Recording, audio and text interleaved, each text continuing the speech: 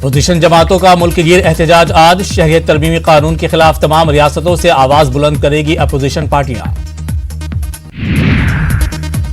अक़लियतों के हुकूक के लिए काम करने वाले इदारों ने अहमदाबाद में बंद की कॉल दी। शहरियत तरमीमी कानून के खिलाफ एहतजाज जारी रखने का किया ऐलान।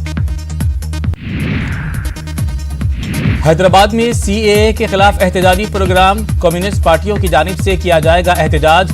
नुमाइश मैदान से गन पार्क तक निकाली जाएगी रैली। बिहार में भी बड़े पैमाने पर आज होगा एहतजाज। शहरियत तरमीमी कानून के खिलाफ आज RJD और पप्पू यादव की पार्टी उतरेगी सड़कों पर। शहरियत तरमीमी कानून के खिलाफ MIM का किशनगंज में एहतजाज। बड़े पैमाने पर एहतजाजी मार्च निकालने का ऐलान। लखनऊ में समाजवादी पार्टी ने शहरियत तरमीमी कानून के खिलाफ पूरी रियासत में दी बंद की कॉल। लखनऊ में दफा 144 नाफिज, पुलिस ने किया फ्लैग मार्च। शहरियत तरमीमी कानून पर एहतजाज रोकने के लिए यूपी पुलिस ने भेजा 3000 लोगों को नोटिस। संत कबीर नगर में समाजवादी पार्टी लीडर जयराम पांडे और मेरठ के साबिक MLA शाहिद मंजूर के नाम भी शामिल। अमन बरकरार रखने की अपील। न्यूज 18 चौपाल में बोले CM योगी आदित्यनाथ, अवाम के हक में बनाया गया है शहरियत तरमीमी कानून। अपोजिशन कर रहा है लोगों को गुमराह करने की कोशिश। शहरियत तरमीमी कानून पर एहतजाज के मद्देनजर कई शहरों में दफा 144 नाफिज, पुलिस एहलकारों की छुट्टियां भी रद्द। जामिया में हुए तशद्दुद पर दिल्ली हाई कोर्ट में सुनवाई। जामा मस्जिद के इमाम ने दाखिल की है अर्जी। तलबा पर तशद्दुद बर्पा करने वाले पुलिस एहलकारों पर FIR की मांग। निर्भया के मुजरिमों की मौत की तारीख का तयन जल्द। 7 जनवरी को डेथ वारंट पर होगा फैसला। सुप्रीम कोर्ट में अक्षय की नजरसानी की दरख्वास्त भी रद्द। निर्भया के मुजरिम पवन कुमार की अर्जी पर आज दिल्ली हाई कोर्ट में समाअत। पवन कुमार ने खुद को सानिहा के वक्त बताया है नाबालिग। सुप्रीम कोर्ट से पवन कुमार को सुनाई जा चुकी है फांसी की सजा। शहरियत तरमीमी कानून के खिलाफ ममता की एक और रैली आज। कई दिनों से जारी है ममता बनर्जी की रैली। कहा, मगरबी बंगाल में हमारी मौत के बाद ही कानून पर अमल दरामद मुमकिन। बिजनौर CJM कोर्ट में फायरिंग से दहशत। लापरवाही बरतने पर 17 पुलिस एहलकार मुअत्तल। इलाहाबाद हाई कोर्ट सख्त। 20 दिसंबर को DGP और चीफ सेक्रेटरी को किया तलब। यूपी के बालाई इलाकों में बर्फबारी से ठंड में इजाफा। 2 दिनों के लिए पूरे यूपी के स्कूलों में छुट्टी का ऐलान।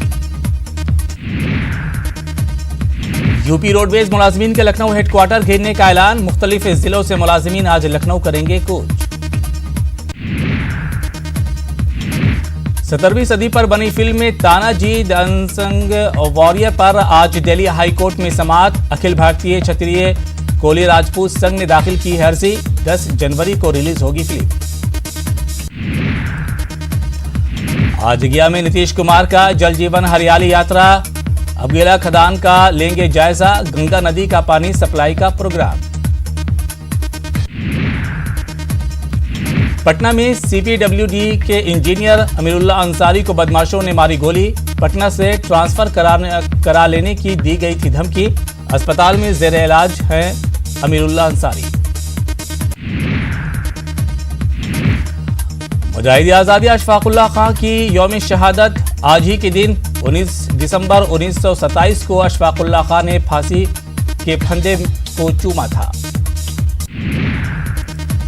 पुर्तगाल के PM एंटोनियो कोस्टा का हिंदुस्तान दौरा आज। अपने 2 रोजा दौरे के दौरान PM मोदी से भी होगी मुलाकात। UN का आलमी बरादरी से मुहाजिरीन के लिए ज्यादा माली इमदाद का मुतालबा। जिनेवा में ग्लोबल रिफ्यूजी फोरम से अक़वाम मुत्तहिदा जनरल सेक्रेटरी का खिताब। मुस्लिम रियासतों और मुसलमानों को दरपेश बहरानों पर गौर करने के लिए मलेशिया में मुस्लिम ममालिक के रहनुमाओं की समिट। ताहम सऊदी अरब और पाकिस्तान इजलास से गैर हाजिर।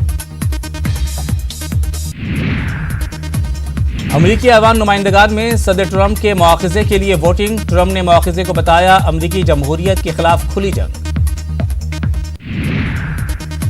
विशाखापट्टनम वनडे में टीम इंडिया ने वेस्टइंडीज को 107 रनों से दी शिकस्त।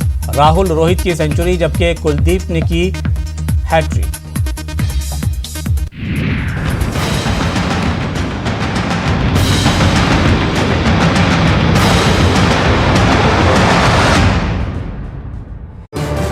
इस प्रोग्राम को पेश करने में ताउन